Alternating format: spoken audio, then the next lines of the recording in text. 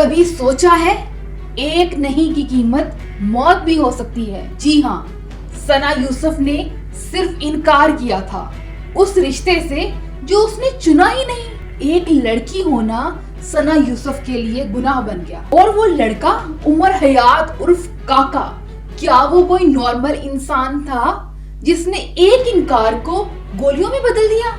एक बच्ची जो सिर्फ जीना चाहती थी, एक बावकार जिंदगी गुजारना चाहती थी, उसे गोलियों से मार दिया गया सिर्फ एक ना के बदले।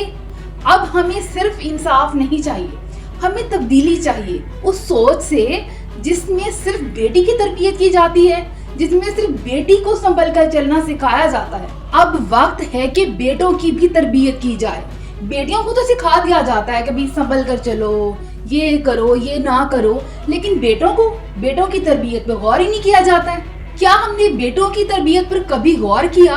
क्या उन्हें सिखाया कि इनकार में भी इज्जत होती है, इसमें कोई इंसल्ट नहीं है कि आपको इनकार किया जा रहा है। इसके लिए बहुत अहम है, जब बच्चा छोटा होता है तो उसके दिल में नरम जज्बात बिठाए जाएं, उसे सिखाया जाए कि अगर तुम्हें इनकार मिलता है तो उस इनकार को भी कबूल करो। हमेशा हर चीज तुम्हें नहीं मिलेगी, क्योंकि क्या होता है, नॉर्मली वालिदैन जो होते हैं, स्पेशली बेटों के लिए बहुत ज्यादा उनका प्यार इस तरह से होता है कि वो चाहते हैं कि हमारे बेटा जो चीज मांगता है इसे फौरन दे दी जाए। इवन हर पेरेंट्स ये चाहते हैं, ये एक अच्छी बात है, लेकिन हर चीज मिलना इज नॉट इम्पोर्टेंट। ठीक है, कुछ ऐसी भी चीजों में एक्सपीरियंस कराया जाए कि भाई अगर तुम्हें कुछ चीज नहीं मिलती है तो उसमें इस तरह से रिएक्ट नहीं करना है। इट्स लाइफ, मतलब इसमें हर चीज जरूरी नहीं है कि आपको मिले। ये चीज आपको बच्चों को बचपन में सिखानी पड़ेगी। अगर हम आज के बच्चों की बात करें ना, तो खास तौर पर हमें उन्हें सिखाना होगा कि किस तरह से अपनी अंदर एंजाइटी, डिप्रेशन से उन्हें लड़ना होगा। मतलब कि अगर फेल होना इज नॉट अ नाकामी। अगर आप फेल हो रहे हो, आपके पास जॉब नहीं है, आप कामयाबी उस तरह से नहीं हासिल कर पा रहे हो जिस तरह से आप हासिल करना चाहते हो, या आप किसी को हासिल करना चाहते हो वो आपको नहीं मिल रहा है, तो इस बात को भी अंडरस्टैंड करना होगा।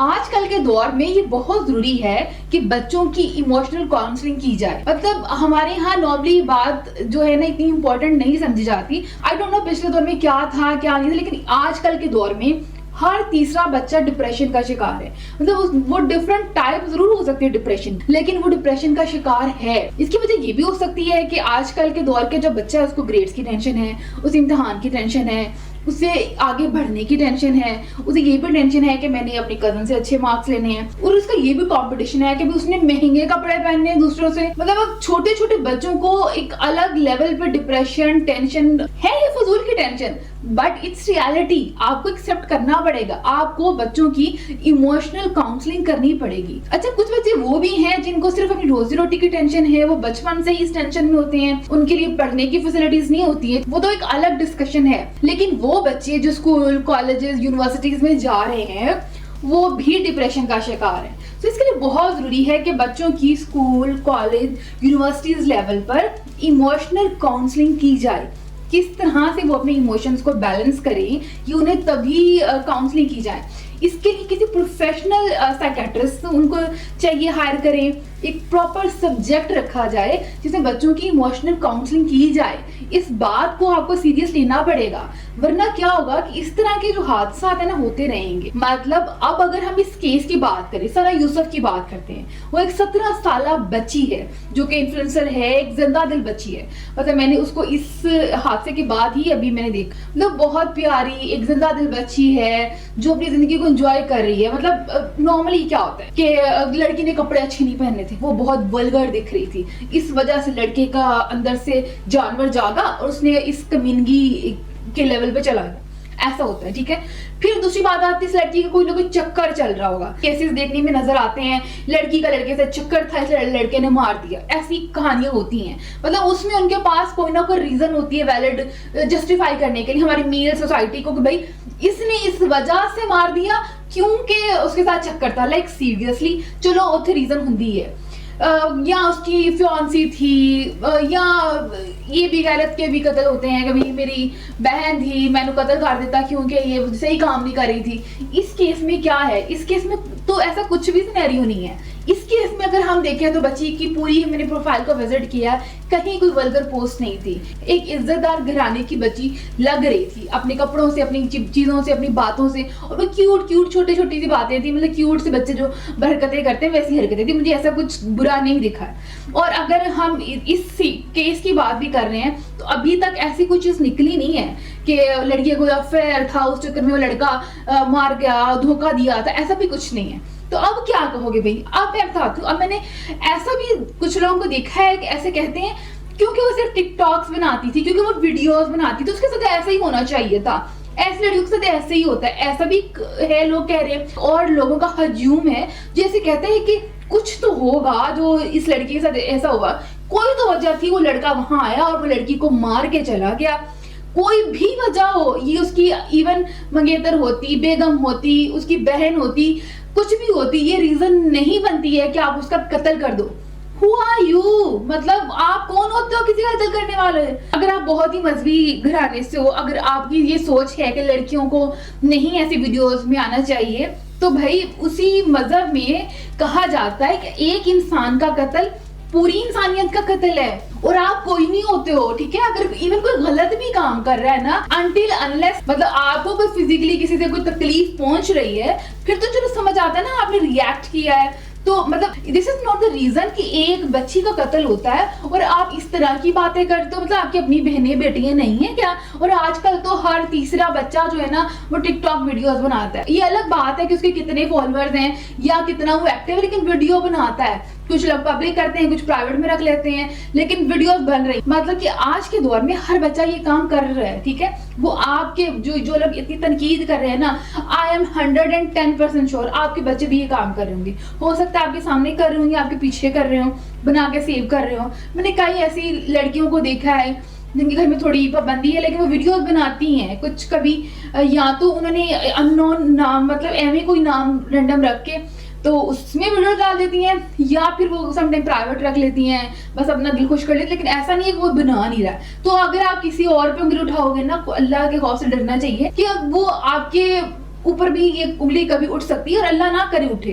बट आपको एज अ ह्यूमन ये बात दिमाग में रखनी चाहिए, as a mother, as a father, as a brother, आपको ये बात दिमाग में रखनी चाहिए कि आपके घर में भी बहुत सारी बहन बेटियां हैं, तो इसका ख्याल रखो। खैर, अब हम जो एक्चुअल स्टोरी है उस पर बात कर लेते हैं। जैसे तो मैंने काफी लोगों की इस बारे में राय भी सुनी और काफी लोगों को सुना कि क्या क्या हो रहा है। अच्छा, इसके मामले में ना दो पहलू आए थे शुरू में, जब मैंने एक पहले आया था, एक बाद में ये जो अब हम बात सुन रहे हैं, ठीक है? तो सबसे पहले तो पहले वाली स्टोरी की बात कर ले। पहले क्या सुनने में आया था कि ये जो कत्ल हुआ है ये गैरत के नाम पे हुआ है। लड़की के कजन या कोई मंगेतर था जिसने उसको कत्ल कर दिया है।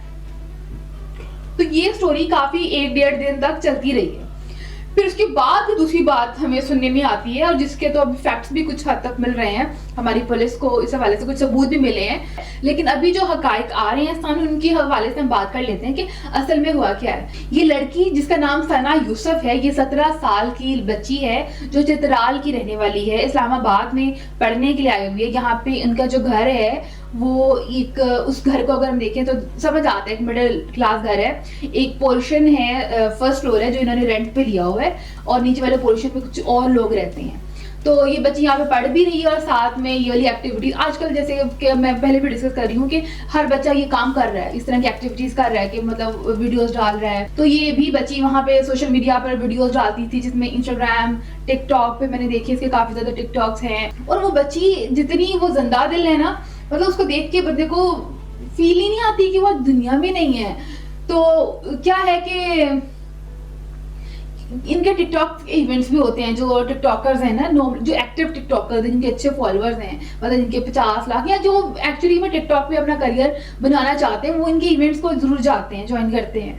तो उस इवेंट में भी मे बी इन लड़की को उसने देखा हो, कहीं एक आध बार मुलाकात भी हो गई होगी। फिर क्या था कि इंस्टाग्राम पे इन दोनों की बातचीत होती है, वो लड़का इसको फॉलो करता है, इनकी बातचीत सलाम दुआ से। और चूंकि ये दोनों इन्फ्लुएंसर हैं, तो मे भी किसी काम के लिए या किसी भी वजह से इन्होंने अपना जो कांटेक्ट नंबर एक्सचेंज किया वहां पे, फिर व्हाट्सएप पे दोनों का रब्ता रहता है। तो क्योंकि ये बात कंफर्म है कि एक बच्ची जो काम कर रही थी ना, वो इतनी सोशल थी कि मेल के साथ कांटेक्ट करने का मतलब इज नॉट अबाउट के उसका कोई चक्कर ही चल रहा होगा उसके साथ कोई प्रोफेशनली कम्युनिकेशन भी हो सकती है, या फिर ऐसे भी हो जाता है कि आप अपने लाइन शेयर कर देते हो, ठीक है। कभी होता है कि आप शेयर कर देते हो, जितने भी आपके कॉन्टेक्ट लिस्ट में लोग होते हैं उसमें क्या होता है कि व्यूज थोड़े अच्छे आ जाते हैं, और इन्फ्लुएंसर टाइप बंदा हो तो चाहे थोड़े ही फॉलोअर्स हो, सही है, तो वो आप इसमें एक्सचेंज करते हैं ना, तो कोई अच्छी सजेशन आ जाएगी, कुछ अगर आप कुछ गलत कर रहे हो तो लोग नॉर्मली शेयर कर देते हैं। पर्पज मेरे इस बात का ये है। तो ऐसे इनके दरमियान भी हो रहा था कि ये शेयर कर रही थी कंटेंट, वो भी उधर से भी शेयर किया जा रहा था, तो कम्युनिकेशन थोड़ी बहुत थी। लेकिन ये लड़का वो लड़की पे मर मिटा था। लड़के ने इंसिस्ट करना शुरू किया कि यार मैं तुमसे मिलना चाहता हूँ। सुनने में ये बात आ रही है कि 29 अप्रैल को भी ये बात फिक्स हुई थी, ये चीज तय हुई थी कि मिलेंगे, लेकिन लड़की कहीं बिजी थी। ये लड़का कॉल करता रहा, उसने कहा भी मैं बिजी हूँ, मैं नहीं मिल सकती हूँ। उसने में भी यही कहा होगा कि मैं फैमिली के साथ हूँ, या हो सकता है वो किसी काम में बिजी हो, वो पढ़ भी रही थी, वो सोशल मीडिया एक्टिविटीज भी कर रही थी। फिर वो अगर हम घर के माहौल का थोड़ा थोड़ा आइडिया लें तो वो मतलब एक अच्छी फैमिली के बैकग्राउंड से थी। ऐसा नहीं था कि वो बच्ची अकेली रहती हो और हर तरह की एक्टिविटीज में बिजी हो, लेकिन वो इस तरह से नहीं था। तो वो लड़की नहीं मिली है, सही है। फिर बच्ची की आ रही थी बर्थडे, जो कि जून की 2 तारीख को है उसकी बर्थडे।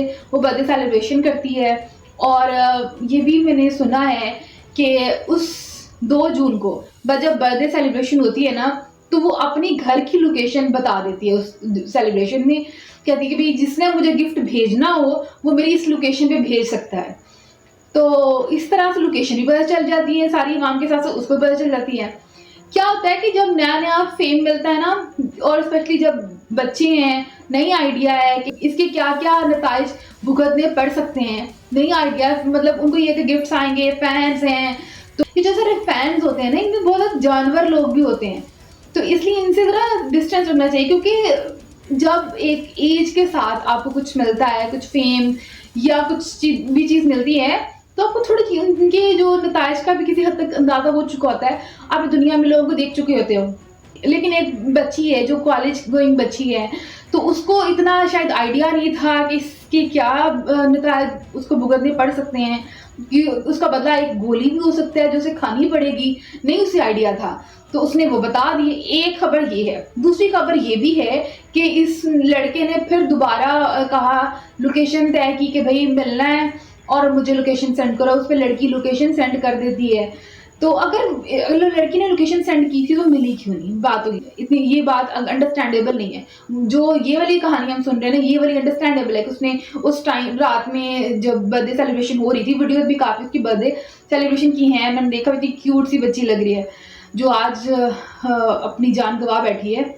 तो होता है कि लड़के तक लोकेशन किस तरह पहुंच जाता, लड़का फिर इंसिस्ट करता है लड़की को मिलने के लिए, फोन पे मैसेजेस पे कांटेक्ट कर रहा होता है कि मैं तुमसे मिलना चाहता हूँ। क्योंकि मेरे पास उस बच्ची का चैट रिकॉर्ड नहीं है तो मैं क्लियरली नहीं बता सकती, लेकिन अगर हम अपनी पुलिस की बात करें, हमारे आईजी साहब की बात करें, तो उन्होंने भी क्लियरली कहा है कि लड़की का कोई अफेयर नहीं चल रहा था। ये सिर्फ इस वजह से हुआ है कि लड़की ने नो बोला है और उसकी वजह से आगे से ये रिस्पॉन्स आया कि उसको गोली चलाएगी। अच्छा, ये जो उमर हयात काका है जिसने सना यूसुफ का कत्ल किया है, ये फैसलाबाद का रहने वाला है, फैसलाबाद में जड़ा वाला का। खैर, इस लड़के ने ना अपना कोई लाइफस्टाइल बनाया हुआ था फेक वाला, जो कि ज्यादातर सोशल मीडिया इन्फ्लुएंसर यही करते हैं कि उनकी जो जिंदगी होती है वो रियल तो मतलब उसमें से शायद 30-40% ही हो, बाकी सारी उन्होंने फेक ही बनाई होती है। क्योंकि हम नॉर्मल लोग जो होते हैं ना, वो ज्यादातर ऐसी ही बड़ी बड़ी चीजों के, बड़ी बड़ी गाड़ियों, बड़े बड़े घर, महंगे कपड़े, महंगे जूते, 10 लाख का बैग और पता नहीं इस तरह की चीजों को बहुत ज्यादा अट्रैक्ट करती हैं, क्योंकि हमारी नॉर्मल लोगों की रीच से बाहर होती हैं ऐसी चीजें। तो वो जब देखते हैं तो उनको वो चीज अच्छी लगती है देखने में, तो वही चीज इन्फ्लुएंसर करते हैं कि वो फेक लाइफस्टाइल बनाते हैं, जो कि ये उमर हयात और काका ने भी बनाया हुआ था अपना, और उसी से लड़की को इम्प्रेस करने की कोशिश कर रहा था। लड़की भाव नहीं दे रही थी। ये जब आता है इस्लामाबाद में जब 3 जून को, तो फिर ये कॉल कर रहा है सना को, सना फोन नहीं उठा रही है। फिर ये उसके घर के बाहर गया है। उस लड़की के वालिद वहाँ पे नहीं थे, वो चित्राल गए हुए थे, जहाँ जो इनका आबाई इलाका है। तो लड़की की जो वालिदा है वो ऐसा कहना है, वो सुनने को मिल रहा है कि वो कहीं गई हुई थी कुछ ग्रोसरी वगैरह लेने के लिए, कुछ चीज़ें घर की लेने के लिए। तो लेकिन घर का, क्योंकि ये फर्स्ट फ्लोर में रहते हैं, ग्राउंड फ्लोर में कुछ और लोग रहते हैं, बाहर लॉक है, सना यूसुफ ने फ़ोन नहीं उठाया है, वो नहीं मिलना चाह रही है। तो ये लड़का प्लान कर रहा है किसी तरह से मैं अंदर जाऊँ। इसी बीच में नीचे वाले जो पोर्शन वाले हैं वो कहीं बाहर आते हैं, बाहर कोई आता है, वहाँ से जाता है, लेकिन दरवाज़ा खुला रह जाता है और वो लड़का इसी ताक में बैठा हुआ था कि एक मौका मिले और मैं जाऊँ। क्योंकि वो लड़की थोड़ी सोशल थी, किसी हद तक उसने अपनी घर की, कमरे की थोड़ी बहुत पिक्चर वीडियो कहीं ना कहीं दिखाई हुई थी, और चूंकि उसके साथ कम्युनिकेशन में थी तो मे बी वहाँ पे कहीं उस कुछ डिस्कशन में ये बात आई हो। तो खैर ये वहाँ से जब मौका मिलता है फ़ौरन से ये सीढ़ियाँ चढ़ के ऊपर जाता है, बाय चांस उसको दरवाज़ा खुला मिलता है और ये डायरेक्ट सना यूसुफ के कमरे में चला जाता है। और जो घर की बिल्डिंग से हम अंदाज़ा लगा सकते हैं कि बहुत बड़ा घर नहीं है, कि कमरा ढूंढना मुश्किल हो, ज़्यादा से ज़्यादा 2 या 3 बेडरूम्स होंगे, तो वो 2-3 बेडरूम को में से एक सना यूसुफ का बेडरूम ढूंढना कोई बहुत मुश्किल नहीं है। और घर पे बहुत ज़्यादा लोग मौजूद तो हैं भी नहीं है, सिर्फ एक फुप्पो है लड़की की, जो कि दूसरे साथ वाले कमरे में मौजूद है। और फुप्पो की कहना है कि जो उन्होंने बातें सुनी हैं जब एक आवाज़ आई है उनको सना यूसुफ के कमरे से, तो ये बात हुई है कि यहाँ पे कैमरास हैं, तुम चले जाओ। तो एक बात उस लड़की ने ये की है, और दूसरी बात उसने ये की है, अच्छा तुम ठंडे हो, मैं तुम पानी पिलाती हूँ। लड़का बहुत गुस्से में था, ठीक है, और आई डोंट नो वो लड़की के साथ क्या बात कर रहा था या क्या करना चाह रहा था, क्योंकि ये बात भी सुनने में आ रही है कि वो लड़का जब इस्लामाबाद आया है तो उसने फॉर्च्यूनर कराई है रेंट पे, उस पे आया है और गली के दूसरे कोने में कहीं वो खड़ी की है। इसके अलावा उसने कोई फ्लैट भी कोई रेंट पे लिया है, तो मे बी उस लड़की को वहाँ पे लेके जाना चाह रहा था। ये कुछ बहुत बड़ी प्लानिंग करके आया हुआ था। उसका इरादा ये था कि ये भी सुनने में आया कि जब 29 अप्रैल को आया था तब भी ये गिफ्ट लेके आया था, सना नहीं मिली तब वो गिफ्ट फेंक फोंके या मे बी साथ ही ले गया हो, इतना कोई अमीर ज़्यादा तो है नहीं था। खैर, तो अभी जब ये आया है दोबारा गिफ्ट लेके आया है सना के लिए, तो पहली अटेम्प्ट तो इट माइट बी पॉसिबल उसने इम्प्रेस करने की है। सना नहीं हुई होगी, उसने गुस्सा किया, तो उस पर ये जो 2 डायलॉग्स है ना, जो 2 बातें हैं कि यहाँ पे कैमराज है तुम चले जाओ, तो उसने कुछ ऐसी बात, कुछ हरकत की होगी, या वो घर वालों से डर रही होगी कि भाई मोहल्ले वालों से, क्योंकि नॉर्मल मिडिल क्लास एरिया में, मिडिल क्लास अगर हम अपने मोहल्लों की बात कर लें तो यहाँ एक ये कोई छोटी बात नहीं है, ये कोई मतलब अच्छी बात नहीं है कि मतलब इस एज का लड़का है घर पे आ गया है और कोई तुक नहीं बनती है। और वैसे भी वो जो रह रहे हैं डबल फ्लोर में, इस तरह में तो बहुत आपको ख्याल रखना पड़ता है कि आपके नेबर्स जो हैं वो क्या कहेंगे, क्योंकि आपकी हर चीज़ की आवाज़ नीचे वाले फ्लोर में जाती है। आधी से आपकी आधी बातें आपके हमसाये सुन रहे होते हैं। इस तरह की चीज़ों का ख्याल रखा जाता है, ठीक है। तो इस वजह से शायद उसने ये कहा होगा। दूसरी बात, वो बहुत गुस्से में था, मे बी तब उसको उसने पिस्तौल दिखाई भी हो, लेकिन उसको लगा हो गया डरा रहा है, उसको कहा ठंडा पानी पियो भाई, तुम जाओ, जान छड्डो मेरी। लेकिन नहीं, वो इतना लड़का गुस्से में था, उसने गोली चला दी। सिर्फ एक ना के बदले गोली चला दी।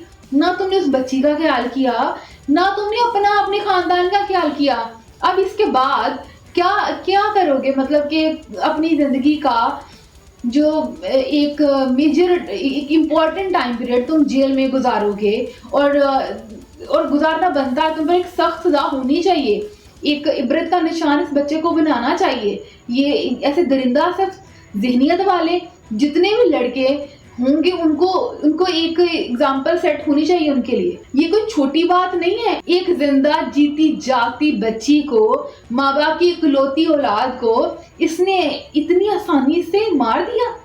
मैं तो उस बेचारी की बच्ची की जो पिक्चर देख रही हूँ, जो अभी बाद में आई हैं डेथ के बाद में, तो मुझे तो मेरा कोई उससे रिश्ता नहीं है बच्ची के साथ, लेकिन मेरे से देखा नहीं जा रहा, मतलब वो बच्ची जिसकी वीडियोस, क्योंकि अभी जब से हादसा हुआ ना, तो सना यूसुफ की बहुत वीडियोस आ रही हैं टिकटॉक पे, इंस्टाग्राम पे भी कुछ आ रही है, टिकटॉक पे बहुत आ रही है, ओपन करो तो उसकी वीडियोस आ जाती हैं। तो जहाँ मैंने उसकी वो इतनी क्यूट बातें करते हुए बच्ची मेरे सामने गुजरती है, फिर उसके साथ ही जब वो वाली पिक्चर आती है तो एकदम दिल दहल जाता है। तो ऐसे जिंदा सिर्फ इंसान को सख्त सजा मिलनी चाहिए। मतलब क्या तुम किसी की भी जान ले लोगे अगर तुम्हें कोई इनकार करेगा? ये तो एग्जाम्पल सेट होनी चाहिए। मैं और मेरे जैसे बहुत सारी आवाम चाहती है कि इस लड़के को फांसी से कम सजा नहीं होनी चाहिए। क्या इसने कोई छोटा मोटा जुर्म नहीं किया है, एक इंसान का कत्ल किया है। वो बच्ची जिसने अपनी जिंदगी जीनी थी उसकी जान ले ली है इसने। तो ये कोई छोटी मोटी बात नहीं, ये एक तो एग्जाम्पल सेट होनी चाहिए, लेकिन इसमें कुछ और भी फैक्टर्स हैं जिन पे हमें सीरियसली सोचना पड़ेगा। एक तो जो मैंने बात की कि इमोशनल काउंसलिंग होनी चाहिए।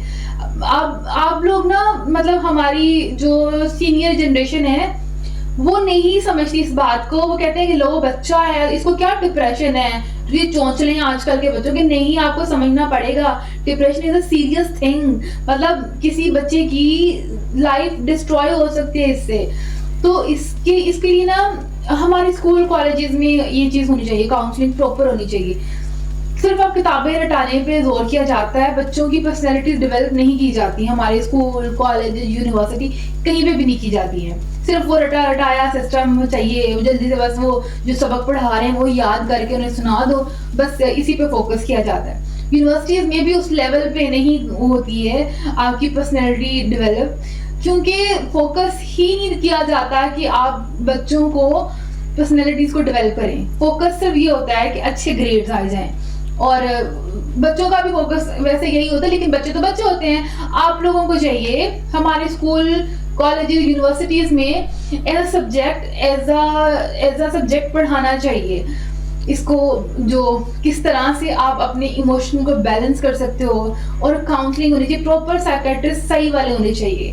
वो नहीं है हर मोहल्ले वाले साइकेट्रिस्ट, प्रॉपर अच्छे साइकेट्रिस्ट होने चाहिए जो अगर बच्चा किसी भी ट्रॉमा से गुजर रहा है तो उसको भी बैलेंस कर पाए, हर चीज को मैनेज कर पाए। क्या होता है हमारे यहाँ, अगर कोई जा रहा है साइकेट्रिस्ट के पास, को कहते हैं पागल है, मतलब क्या, नॉर्मली लोग जाते नहीं है कि घर दे कहेंगे क्या पागल हो गया है, साइकेट्रिस्ट को जाता है। इवन हम सब भी अलग केसेस हैं, बट डिप्रेशन के पेशेंट हम सब हैं, ठीक है, एक्सेप्ट करना पड़ेगा। तो इसकी काउंसलिंग बहुत जरूरी है, ठीक है। एक तो मैंने बोल दिया कि हमारे इंस्टीट्यूट जो हैं उनमें होनी चाहिए। इंडिविजुअली तो थोड़ा मुश्किल काम है, अपनी एक मुश्किल रूटीन से अपनी उससे टाइम निकाल के आप स्पेशल डॉक्टर के पास, एक बीमारी जिसका आपकी जिंदगी पे इतना आपको डायरेक्टली इफेक्ट, जो उसका इफेक्ट नहीं दिख रहा है, इनडायरेक्टली आप इफेक्ट हो रहे हो उससे, आपके काम में, आपके करियर में वो कहीं ना कहीं इफेक्ट कर रहा होता है, लेकिन डायरेक्टली नहीं इतना इफेक्ट कर रहा होता है, आप कहीं ना कहीं उसको नहीं सीरियस लेते हो, but it's a serious thing, ठीक है। तो मैं ये कहूँगी नेक्स्ट कोई ऐसा वाकया उससे पहले हमें कुछ प्लानिंग कर लेनी चाहिए। और जो दूसरी अहम बात कि हमारे ड्रामाज जो है ना वो कोई अच्छी चीजें नहीं सिखा, उन ड्रामाज में कोई सब्जेक्ट नहीं है मेरे ख्याल में। जो ठीक है कुछ मर्जियां कर लें, कुछ 60-70% जो कंटेंट है ना वो एक प्रॉपर प्लानिंग से होना चाहिए, जिसमें आप एजुकेट करो अपनी आवाम को, अपने लोगों को। और अगर इसमें इदारे सीरियस नहीं है, प्रोडक्शन हाउसेस सीरियस नहीं है, तो गवर्नमेंट लेवल पे ऐसा कोई एक्शन होना चाहिए कि वो अपनी तरफ, मतलब नहीं गवर्नमेंट लेवल पे क्या, उन्होंने सारा दिन अपनी ही पार्टियां दिखा, उन्होंने कहना कि हमारी पार्टी को ही सीखो पढ़ो, नहीं रहने दो, गवर्नमेंट को रहने दो भाई, नहीं शामिल करना। लेकिन इदारों को खुद ही इसमें एक्शन लेना चाहिए। क्या होता है, एक लड़का बहुत ही एग्रेसिव, वो खानी ड्रामा जैसे था, खानी था, कई ऐसे ड्रामे थे जिसमें लड़का जो होता है वो बहुत ज्यादा गुस्से वाला। खानी के अलावा भी और भी कई ड्रामाज हैं, जैसे मुझे नहीं याद आ रहे अभी नाम सबके, लेकिन बहुत ड्रामाज हमारे इस सब्जेक्ट पे चल रहे होते हैं। लड़का बहुत ज्यादा गुस्से वाला होता है और वो लड़की उन्हें पसंद आ गई है और कहते हैं मैंने चाहिए है, और उसके लिए वो उसके घर वालों को तंग करता है, उसके भाई को मार देता है।